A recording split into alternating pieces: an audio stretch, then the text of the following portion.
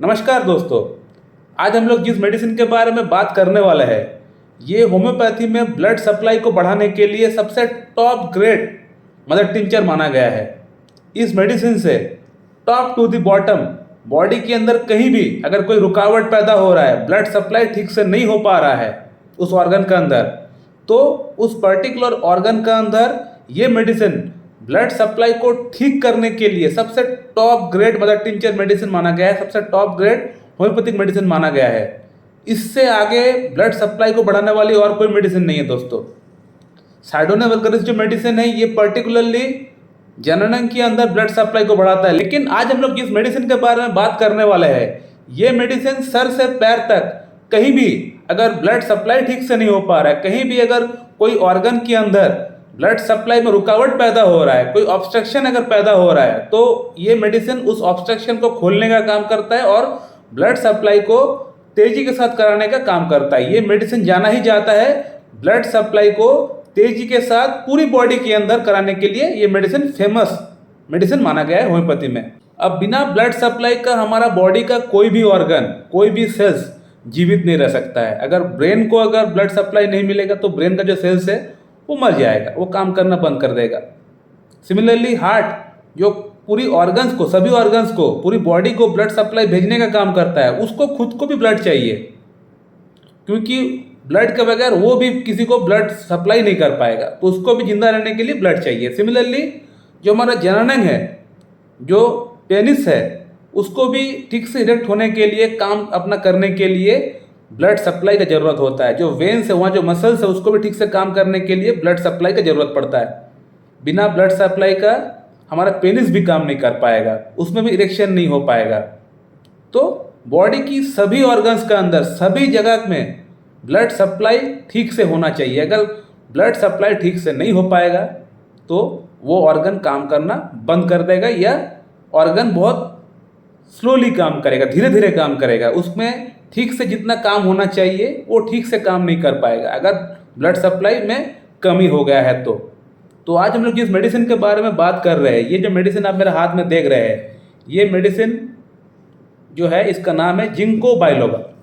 ये एक बहुत ही प्राचीन मेडिसिन है। इसका जो ट्री है वो बेसिकली पाया गया है चाइना में, सबसे ज़्यादा पाया जाता है। चाइना के लोग इसको बहुत ज़्यादा इस्तेमाल करते हैं। जिंको बाइलोबा जो मेडिसिन है, ये ब्लड सप्लाई को तेजी के साथ कराने के लिए ही जाना जाता है। ये ब्लड एक तरह से ब्लड को प्यूरिफाई भी करता है, ब्लड प्यूरिफायर भी है ये। इसका अंदर एंटीऑक्सीडेंट प्रॉपर्टी भी है, एंटी इन्फ्लेमेटरी प्रॉपर्टी भी है, फ्री रेडिकल्स भी है, जिसके कारण से अगर आपका बॉडी में अगर कहीं भी कोलेस्ट्रॉल जम गया है तो कोलेस्ट्रॉल को खोलने का काम भी करता है ये मेडिसिन। और बॉडी के अंदर अगर कोई कचरा जम गया है तो उसको भी निकालने का काम करता है ये मेडिसिन। और ब्लड सप्लाई को ये फास्ट तरीके से करा के ही ये सभी काम वो कर पाता है।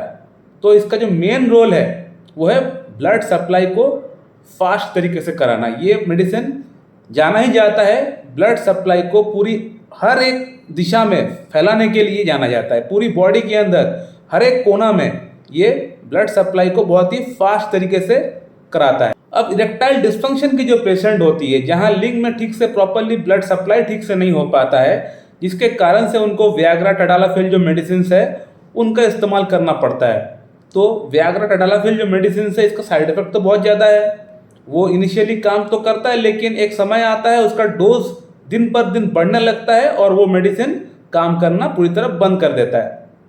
तो एलोपैथिक मेडिसिन का अलग साइड इफेक्ट है, हालांकि मैं उस पर नहीं जाने वाला हूँ आज हम लोग बात करेंगे कि जिंको बाइलोबा जो मेडिसिन है, ये इरेक्टाइल डिस्फंक्शन की प्रॉब्लम के अंदर किसको इस्तेमाल करना चाहिए, किसको इस्तेमाल नहीं करना चाहिए, और कैसे इस्तेमाल करना चाहिए, कितना रिपीटेशन में इसको इस्तेमाल करना चाहिए, कब तक इसको इस्तेमाल करना चाहिए, आज हम लोग इन टॉपिक के ऊपर बात करने वाले हैं। सो माय डियर फ्रेंड, अब बात करते हैं कि जिंको बाइलोबा जो मेडिसिन है ये किन लोगों को इस्तेमाल करना चाहिए।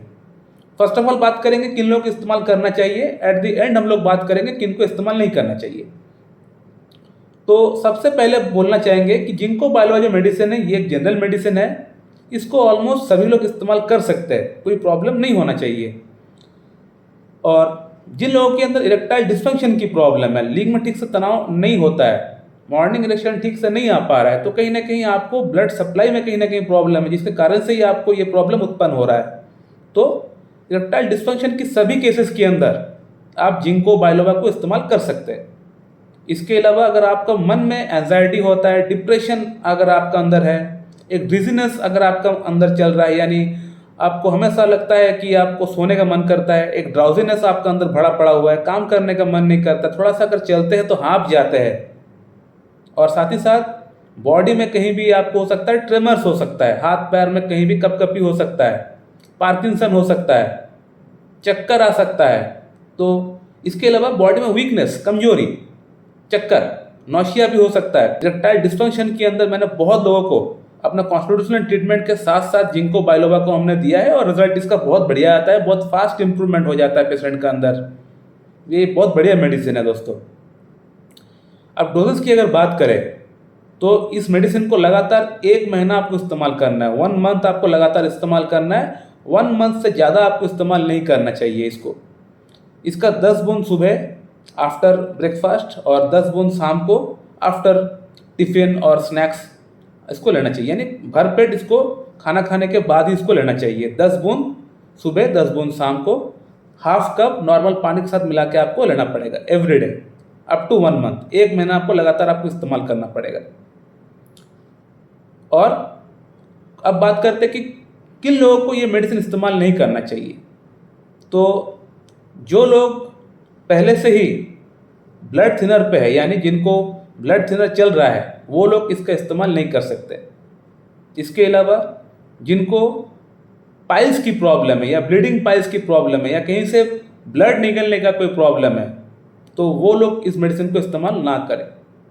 इसके अलावा फीमेल्स, अगर आपको प्रेगनेंसी है तो उस कंडीशन में आपको इस्तेमाल नहीं करना चाहिए, तो फिर आपका प्रेगनेंसी जो है वो गर्भपात हो सकता है, तो आपको प्रेगनेंसी के दौरान इसको इस्तेमाल नहीं करना चाहिए।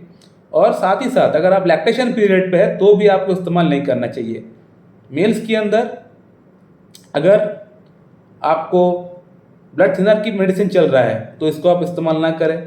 अगर आपका अंदर पाइल्स की प्रॉब्लम है या ब्लीडिंग की कोई जगह से ब्लीडिंग होता है, कहीं भी कोई जगह से ब्लीडिंग हो सकता है आपका बॉडी से, तो ब्लीडिंग के केस में आप इसको इस्तेमाल ना करें। इसके अलावा स्टमक में अगर कोई प्रॉब्लम है, अगर आपको बहुत ज़्यादा गैस एसिडिटी की प्रॉब्लम होता है, तो फिर इसको इस्तेमाल ना करें, क्योंकि इससे हो सकता है आपका प्रॉब्लम बढ़ जाए। तो ये कुछ कंडीशन है। वैसे तो ये बहुत बढ़िया मेडिसिन है दोस्तों, सभी कोई ले सकते हैं, लेकिन जो मैंने कंडीशन बताया, जिन लोग को मैं लेने के लिए मना किया, वो लोग इसको इस्तेमाल ना करें। बाकी सभी लोग इसको इस्तेमाल कर सकते हैं, लेके फ़ायदा उठा सकते हैं। बहुत बढ़िया मेडिसिन है, मैंने बहुत लोगों के अंदर ये मेडिसिन को दिया हुआ है, तो ये मेडिसिन बहुत बढ़िया तरीके से काम भी करता है। इरेक्टाइल डिस्फंक्शन की प्रॉब्लम कह लीजिए, मॉर्निंग इरेक्शन की प्रॉब्लम कह लीजिए, बॉडी में कहीं भी अगर लगता है कि वीकनेस है, कमजोरी है, थकावट है, तो वो पर्टिकुलर कमजोरी थकावट को ये मेडिसिन पूरी तरह दूर कर देता है। इतना अच्छा मेडिसिन है। इस मेडिसिन को 1 महीना लगातार इस्तेमाल करने से बॉडी के अंदर जो बैड कोलेस्ट्रॉल है, LDL ट्राइग्लिसराइड, इसका लेवल भी पूरी तरह घट जाता है। इसलिए घट जाता है क्योंकि इस मेडिसिन का अंदर एंटी इन्फ्लेमेटरी प्रॉपर्टी है, जिसके कारण से बॉडी के अंदर अगर कहीं भी अगर कोई कचरा जमा हुआ रहता है तो वो कचरा को पूरी तरह साफ कर देता है ये मेडिसिन। तो बहुत ही बढ़िया मेडिसिन है दोस्तों, इसको आप लोग इस्तेमाल करिए। जैसे मैंने बताया, आप लोगों को इस्तेमाल करके आप लोग अपना फीडबैक इस वीडियो कमेंट उसमें कमेंट करके बताइए, ताकि दूसरे लोग भी जान सके कि इस मेडिसिन से कितना फायदा आप लोगों को हो रहा है। So my dear friend, thank you very much and have a good day.